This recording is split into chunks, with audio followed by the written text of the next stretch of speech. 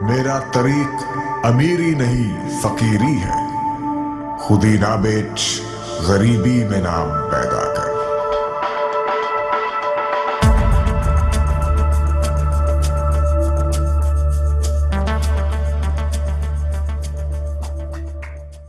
अल्हम्दुलिल्लाहि रब्बिल आलमीन वस्सलातु वस्सलामु अला रसूलिहिल करीम अम्मा बादु फ़अऊज़ु बिल्लाहि मिनश शैतानिर रजीम बिस्मिल्लाहिर रहमानिर रहीम। मेरा नाम मोहम्मद शहीर अंसर है, सीनियर बॉयज़ कैंपस जमात दहम ऑलिव की तरफ से 21वीं सदी में कुरान पाक की अहमियत के मौजू पर आप लोगों के सामने कुछ बात करना चाहूँगा। मैं अब इज़हार ख्याल करना चाहूँगा।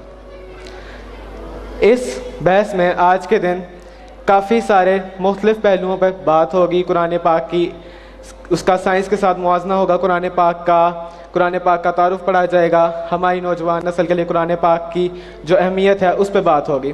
सबसे पहले कुरान पाक का एक मुख्तसर तारुफ आपके सामने बयान करता हूँ। कुरान पाक अल्लाह ताला की आखिरी किताब है जो उसने हुजूर पाक सल्लल्लाहु अलैहि वसल्लम पर हज़रत जिब्रील अलैहिस्सलाम के ज़रिए 23 साल के अरसे में नाजिल की। कुरान पाक की पहली वही का पहला लफ्ज़ इक़रा है। इक़रा के मायनी पढ़ने के हैं। लफ्ज़ कुरान इसी की एक फॉर्म है और कुरान का लग़वी मतलब है कोई भी ऐसी चीज़ जिसको बार बार पढ़ा जाए। आप देख सकते हैं कि 1400 साल गुजर चुके हैं और आज भी दुनिया में कुरान पाक की तालीम दी जाती है, कुरान पाक को पढ़ा जाता है। कुरान पाक दुनिया के किसी भी कोने में रहने वाले किसी भी इंसान के लिए, चाहे वो जिस मर्जी शोबे से ताल्लुक़ रखता हो, मुकम्मल रहनुमाई है। अल्लाह ताला कुरान पाक में ही इस बात को इस तरह बयान फरमाता है, ज़ालिकल किताबु ला रैब फ़ीही हुदल लिल मुत्तकीन। इस किताब में शक की कोई गुंजाइश नहीं और ये मुत्तकीन के लिए हिदायत का रास्ता है। कुरान पाक के मौज़ात के बारे में बात करेंगे तो सबसे पहला मौज़ा कुरान पाक का इसकी ज़ुबान है। आज से 1400 साल पहले अरबी ज़ुबान इल्म और दानिश्वरी की ज़ुबान समझी जाती थी। आज अंग्रेज़ी को समझा जाता है। 1400 साल पहले अहले अरब अपनी शायरी और अपने लिटरेचर के हवाले से पूरी दुनिया में मशहूर थे। यहाँ तक के गैर अरबियों को वो अजमी कहते थे। अरबी में इस लफ्ज़ का मतलब है गूंगा, यानी जो बोल नहीं सकता। अल्लाह ताला ने कुरान पाक को अरबी ज़ुबान में नाज़िल फरमाया। दूसरा मौज़ा कुरान पाक का इसके अंदर मौजूद टेक्स्ट की इलोक्वेंस और उसकी क्वालिटी है। जो अरबी गैर अरबियों को गूंगा कह के बुलाते थे, अल्लाह ताला उन अरबियों से कहता है कि अगर तुम्हारे नज़दीक ये किताब नबी की अपनी बनाई हुई है, तुम इसके जैसी कोई एक सूरत बना लाओ अगर तुम सच्चे हो, और अगर तुम ना कर पाओ तो तुम्हारा खाना जहन्नुम है। एक असूल है कि जो बंदा जिस फील्ड में आगे होता है बाकी लोगों से, उसको चैलेंज नहीं किया जाता।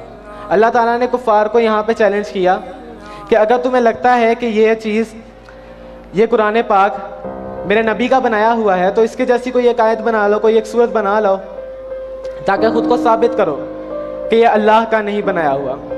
कुरान पाक का एक और बड़ा मौज़ा इसकी हिफाजत है। कुरान पाक 1400 साल बाद आज भी अपनी असल हालत में महफूज है। 1400 साल तक कोई भी किताब अपनी असल हालत में महफूज रहना एक काफ़ी बड़े मौज़े की बात है। अल्लाह ताला कुरान पाक में बयान फरमाता है, बेशक ये कलाम हमने नाजिल फरमाया है और हम ही इसकी हिफाजत करने वाले हैं। अल्लाह ताला के कुरान की हिफाजत का ये वादा इस तरह पूरा हुआ कि पूरी दुनिया में कुरान पाक के मौजूद नुस्खों में किसी ज़बर ज़ेर पेश का फ़र्क मौजूद नहीं है। बीइंग अ मुस्लिम हमें यह बात ज़ेब तो नहीं देती कि हम इस टॉपिक पे बात करें, कुरान को साइंस के हवाले से चैलेंज करें, लेकिन 1400 साल पहले मौज़ात का दौर गुजर चुका है और आज साइंस का दौर है। हर चीज़ को मानने के लिए आगे वाला इंसान आपसे कोई साइंटिफिक लॉजिक मांगेगा, इसलिए हम कुरान का आज की साइंस से भी मुआजना करेंगे थोड़ा बहुत। सबसे पहले एल्बर्ट आइंस्टाइन का कौल है that science without religion is lame but religion without science is blind. यानी कि साइंस रिलीजन के बगैर बेकार है, लेकिन रिलीजन भी साइंस के बगैर अंधा है। ये दोनों चीज़ें साथ साथ चलने वाली हैं। इसके बाद नेक्स्ट बात डॉक्टर जाकिर नाइक की, जो कि बेशक इस्लाम एक बहुत बड़े मुसलमान स्कॉलर हैं और इनके हाथ पे काफ़ी सारे लोग मुसलमान हुए। ये फरमाते हैं कि Quran is not a book of science but a book of science. Science मतलब इशारे। कुरान पाक की हर आयत में एक इशारा मौजूद है और कुरान पाक में 6000 से ज़्यादा आयत हैं।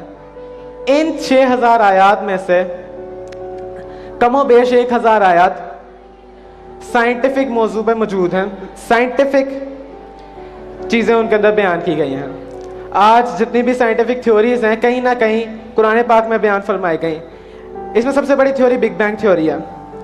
बिग बैंग थ्योरी के 2 एलिमेंट्स हैं, जिनमें से पहला 1970s में बयान हुआ कि ये पूरा universe it was together as a nebula, इकट्ठा था और ये एक धमाके से अलहदा हुआ है।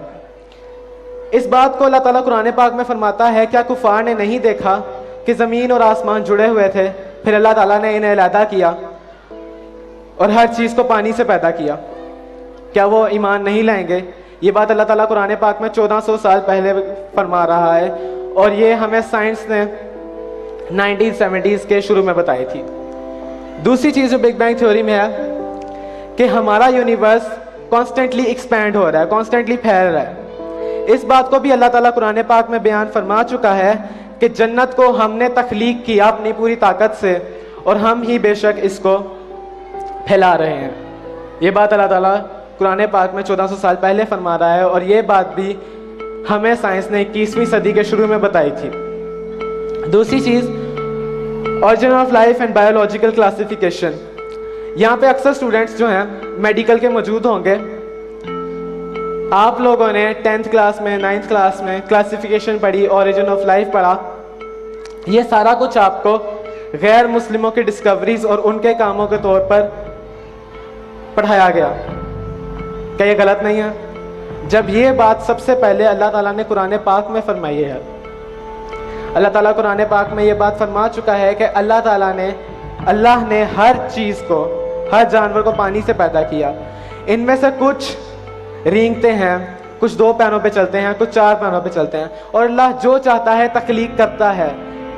ज़रा सोचें, ये बात हमें 1400 साल पहले कुरान पाक हमें बता चुका है। अल्लाह ताला 1400 साल पहले कुरान पाक में फरमा चुके हैं और आज हम इन्हें कुफ्फार की डिस्कवरीज के नाम से पढ़ रहे हैं। तो क्या ये गलत नहीं है?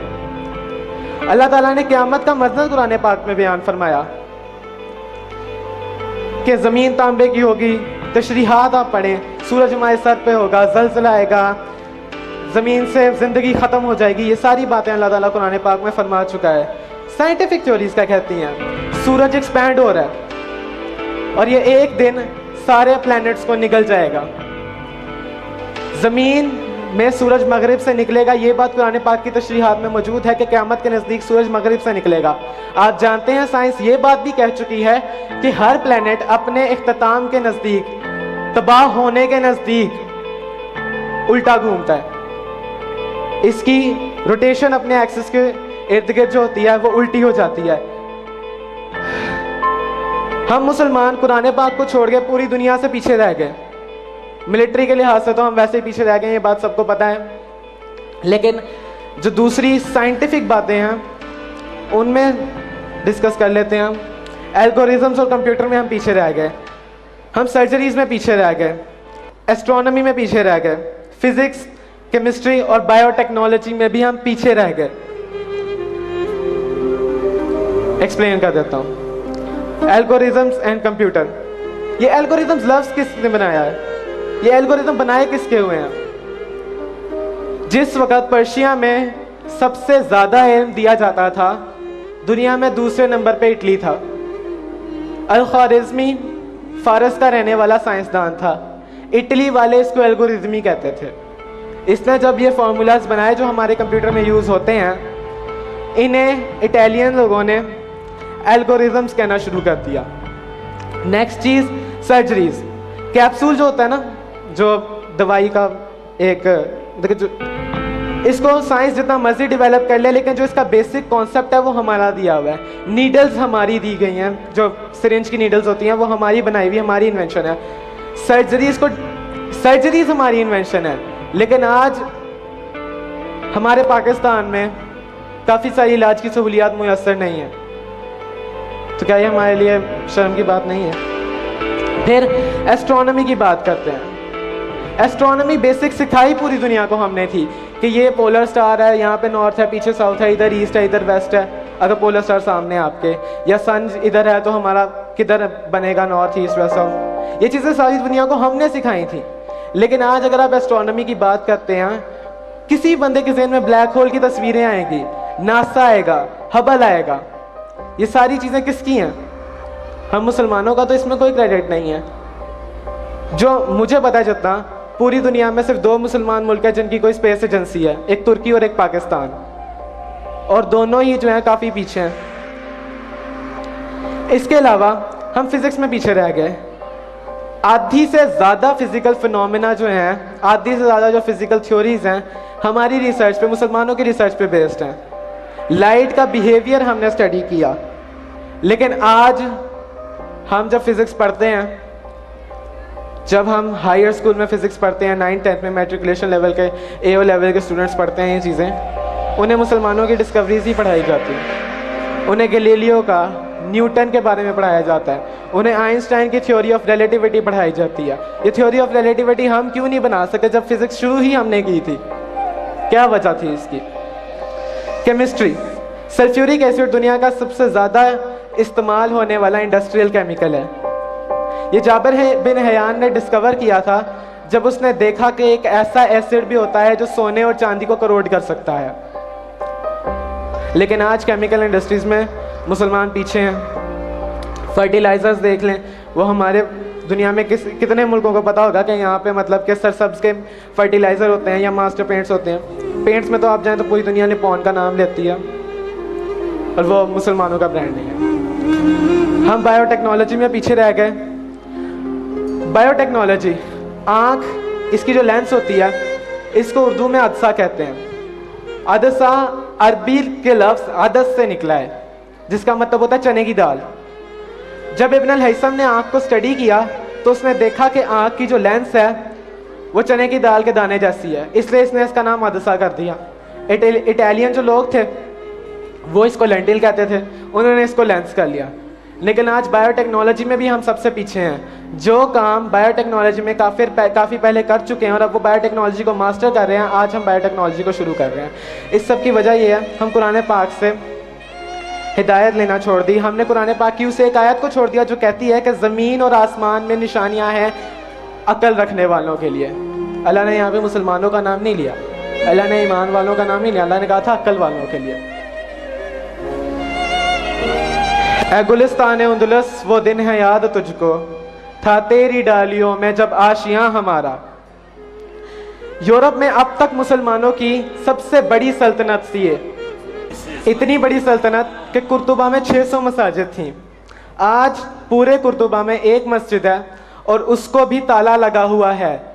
वो 600 मसाजिद तोड़ी नहीं गई, क्रूसेडर्स ने उन सब को अस्तबल बना दिया था जहाँ पे घोड़े रखे जाते हैं। मतलब कि जहाँ पे लोग पहले नमाज पढ़े थे, अब वहाँ पे घोड़ों को चरा दिया जाता है। ये किला आप सामने देख सकते हैं, ये इस किले का नाम था अल-हम्रा। अबू मोहम्मद इसका इंचार्ज था और ये उंदुलस का एक काफ़ी बड़ा फैक्टर था उनकी हुकूमत का। आपको पता है इसकी हुकूमत ख़त्म कैसे हुई थी? अबू मोहम्मद ने क्रिश्चियंस के साथ एक डील की कि तुम लोग इस किले पे कब्जा कर लो, लेकिन किसी मुसलमान को तुम फोर्सफुली कन्वर्ट नहीं करोगे। अल्लाह ताला कुरान पाक में यह बात फरमा चुका है कि जब कुफ़ार तुम पे गालिब होंगे तो तुम्हें काफिर करने की कोशिश करेंगे।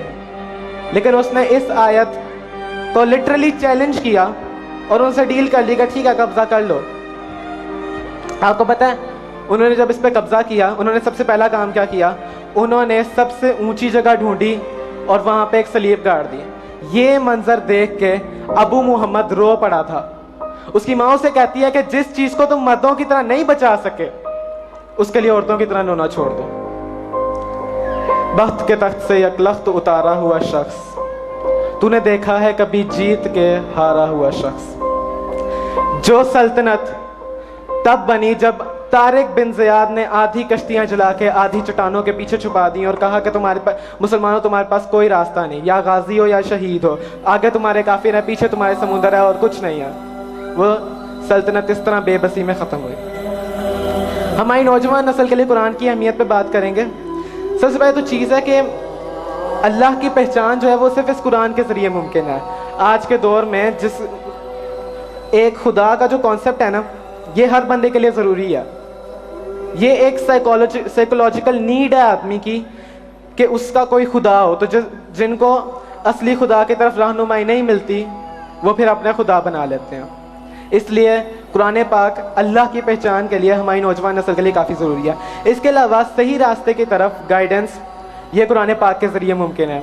हम आज फितनों का दौर है, तो हमारी नौजवान नस्ल को दीन से डाइवर्ट नहीं होना, उन्हें सीधे रास्ते पे चलना है, सिरात मुस्तकीम पे चलना है। ये सिर्फ कुरान पाक के ज़रिए मुमकिन है। फिर हमारी दीन के बारे में और हमारी दुनिया के बारे में जितने भी मसाइल हैं उन सब का हल कुरान पाक में मौजूद है। इसलिए कुरान पाक हमारी नौजवान नस्ल के लिए, आपके लिए, मेरे लिए इंतहाई ज़रूरी है। फिर कुरान पाक में ये जो हमारी इस्लामिक हिस्ट्री है, सबसे ऑथेंटिक सोर्स कुरान पाक का, ये इस्लामिक हिस्ट्री का ये कुरान पाक है।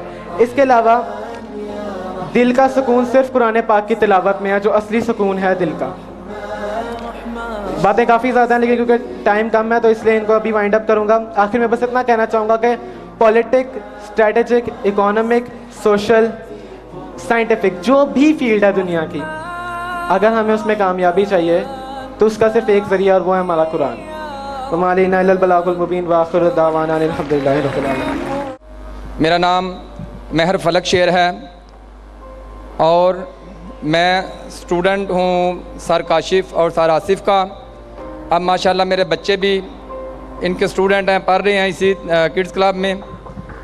मैं अप्रिशिएट करता हूँ तमाम उस्तादा को जिन्होंने इतने अच्छे बच्चे तैयार किए, और इसका सारा सेहरा खुसूसन सर काशिफ को जाता है कि जिन्होंने ये किड्स क्लब के नाम से ये इदारा शुरू किया और दिन रात की अपनी मेहनत करके ये बच्चों को इस मकाम पर ला रहे हैं। सर काशिफ, मैं कुछ आपको तजवीज़ देना चाहता हूँ कि हमारे बच्चे प्ले ग्रुप से लेके एमए तक वो पढ़ाई करते हैं और उसके बाद उसको डिग्री मिलती है, और डिग्री लेके वो दर दर घूमता है और अपनी नौकरी की तलाश में बैरून मुल्क भी जाता है, अपने मुल्क में भी जाता है, और जब उसको नौकरी मिल जाती है उसके बाद उसकी प्रैक्टिकल लाइफ शुरू होती है।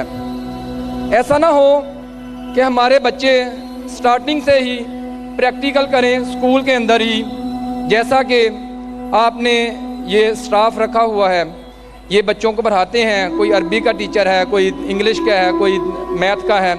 इसी तरह एक टीचर मोबाइल बनाने वाला भी हो जो बच्चों को मोबाइल बनाना सिखाए, और एक बच्चा, एक टीचर वो इंजीनियर हो जो गाड़ी बनाना सिखाए।